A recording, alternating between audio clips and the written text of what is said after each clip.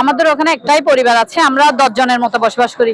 আতঙ্কের মধ্যে আছি, কারণ আমাদের চলাচলের পথ এদিকে, তো এটা হেলে পড়েছে আমাদের যেদিকে চলাচল সেদিকে, যার কারণে আমাদের ওটা তো প্রতিনিয়ত একটা হুমকি। চলাচলের যে কোনো মুহূর্তে এটা ধসে পড়তে পারে বা যে কোনো বড় ধরনের দুর্ঘটনা হতে পারে। এরা ঠিক মতো ফাইলিং না করার কারণে বিল্ডিংটা ধসে পড়ছে। এখন শুধু আমার বিল্ডিং এর ক্ষতি না, এখানে পথচারী আশেপাশে অনেকজন থাকে, এদের সবার জন্য ক্ষতিজনক হয়ে উঠছে বিল্ডিংটা। এখন ঝুঁকিপূর্ণ, এখন রোড সাইডে লোকজন চলাফেরা করতেছে, বিভিন্ন যে কোনো সময় বিল্ডিংটা কলাপস হয়ে নিচে পড়তে পারে। আমি আপনাদের কাছে মেসেজ দিতে যাচ্ছিলাম, না আমাদের ফ্যামিলি না, এখানে ডাক্তার থাকে, ব্যাংক আর এমনি দোকান, এখানে ফ্যামিলি আসবে সামনে। প্রশাসন এখনো এটা নিয়ে কোনো পদক্ষেপ নেয় নাই।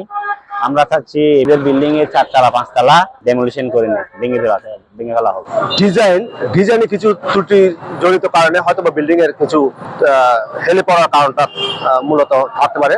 আর মূল বিষয়টা হচ্ছে আমরা তাদেরকে পরামর্শ দিয়েছি বুয়েট বা সুয়েটের কোনো স্ট্রাকচারাল ইঞ্জিনিয়ারের মাধ্যমে এটাকে পরীক্ষিত করে তার ভবনটাকে ঝুঁকিপূর্ণ বা ঝুঁকি মুক্ত করা যায় কিনা সে বিষয়ে আমরা তাদেরকে পরামর্শ দিয়েছি।